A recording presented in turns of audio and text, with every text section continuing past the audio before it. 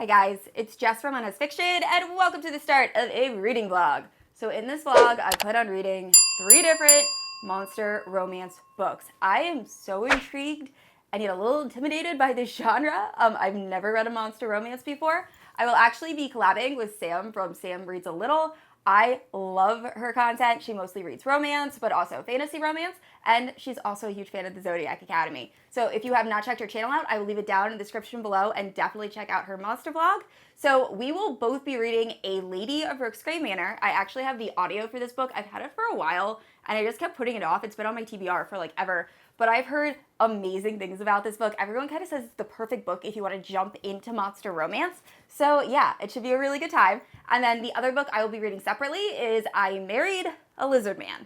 A lot of people on Instagram voted for this as one of the books I read. I know nothing about it. The cover is very interesting, but hopefully it'll be good. Like I said, a lot of people love this book. And then last, I will be reading The Beast. I don't know like anything about this. I know it's a Beauty and the Beast retelling, and the beast never turns back into a human, but this is also like novella length, so it should be like a really quick read, and it was on sale on Amazon for like $4. So I'm super excited to jump into this one. And yeah, this should be really fun. I can't wait to try out this genre. So I will check in with you guys after I have done a little bit of reading.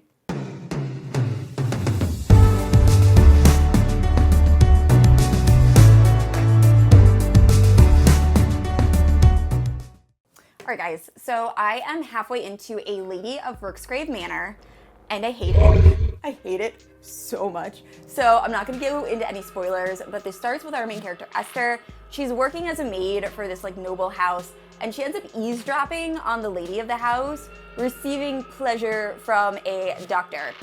So then the doctor leaves, and he ends up catching our main character, Esther, and he's like, you know what would be good? You should come work for us at this house that pretty much is like a brothel for monsters. And she's like, that sounds like a great idea. So she goes, they end up having an intimate moment. Turns out this doctor is actually like Dr. Jekyll, Mr. Hyde. Very interesting, spicy time. And then she meets the Invisible Man, and they do it.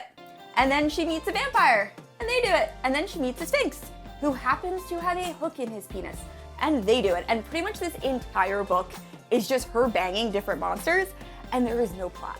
There's none. So I'm really hoping the second half of the book is like a little bit more plot driven. It was fine for a little bit, but now I'm just like over it. And this is probably the first book I've ever been like over smut, but it's too much for me. So I'm hoping I finish this book by tomorrow. I honestly think I Married a Lizardman is gonna be better than this. So that's gonna happen. I will do an update then. Right now, me and my husband are about to go to a barbecue. Our friends just had a baby, so we're gonna meet him for the first time. Very excited about that. And I will check in with you guys tomorrow morning. All right, guys, so it is the next day. I just finished filming a book haul, and now I figured I would give you an update on my monster reading. So I finished A Lady of Rooksgrave Manor, and I feel like I might have been a little too harsh in my last update. I did end up liking it a little bit more in the second half. It still wasn't a great read for me. I feel like it had no business being as long as it was, and there was just like 6 or 7 unnecessary smutty scenes. However, I really did love the monsters and our main character's relationship. Like, they treat her like gold, and I love that. And I did love all of the different monsters. I like that we really got to see their different personalities. August, the vampire, by far my favorite, like no comparison at all. And then the Sphinx and all of like the different monsters just had a very different relationship with our main character, and I liked that. So there was a little bit of a plot towards the end. I feel like I wish we got a little bit more out of it. Like, I feel like the danger to our main character and all of that definitely could have been expanded upon, and it would have been a little bit more enjoyable. Will I be reading the second book? I'm not sure. Probably not. I don't know. I didn't love it enough to pick up the second book. However, surprisingly, I did start I Married a Lizardman, and I'm really enjoying it, and I was not expecting that, and I feel like super negative by saying I went into this with like really low expectations. But the cover is like a little bit cringy. However, this is reminding me so much of Radiance by Grace Draven. So our main character is a third daughter, and the way her like community works is third daughters really don't ever get married. They're kind of seen as like the lesser of their kids. So she decides she's gonna go and find like a matchmaker, like an interstellar matchmaker. and she ends up marrying a Lizardman. And they can have offspring, it's just the Lizardman genetics are very strong. It sounds ridiculous when you're explaining it, but it's actually like, it's pretty fun so far. Like, we're seeing her try to navigate being married to the chief of the Lizardmen, and they both have no idea how to interact with one another.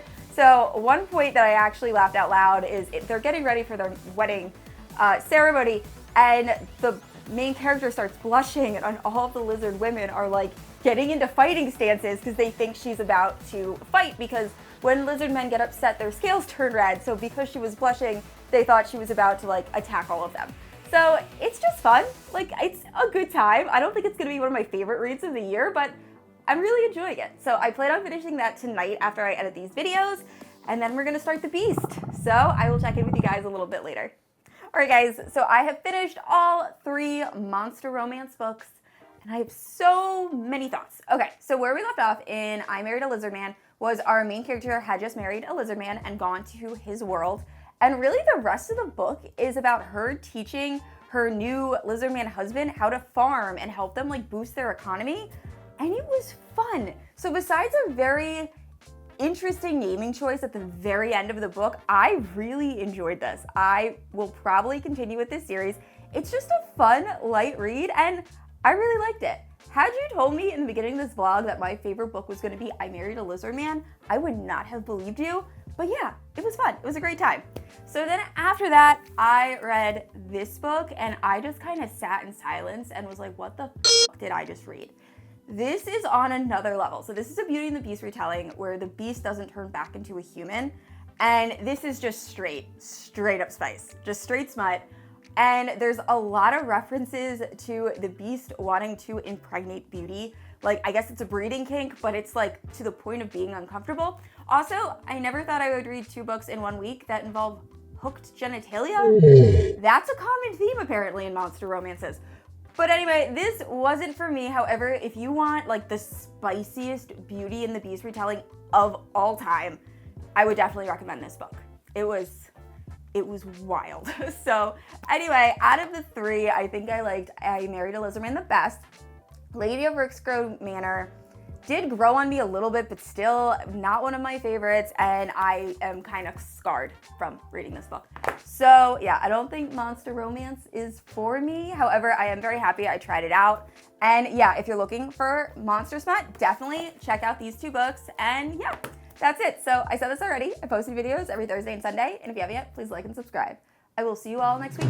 Bye.